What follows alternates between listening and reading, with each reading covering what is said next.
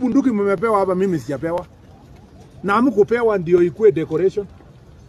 Mtu akijaribu police station anakuja kuchukua atu bunduki, anataka kupiga wewe maisha yako. Kiokoe kwanza. Hiyo story nyingine ya sijui ati wewe ulifanya nini, hiyo tutafanya baadaye na mimi nitakuwa mbele kukutetea. Thank you sir. Tumeelewana? Yes sir. Please, hiyo ya jana ikue ya mwisho.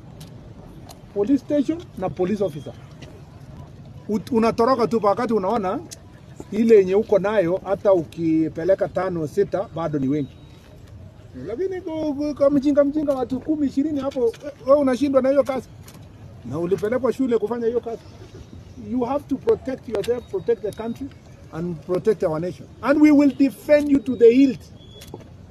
Mtaona waja walete Kiingereza ati jana ilikuwa nini. Sijui mtaona hata vile mimi nitafanya. Yes. Na nitafanya kwa nguvu yote. Na hii sio yangu peke yake, ni amri kutoka juu.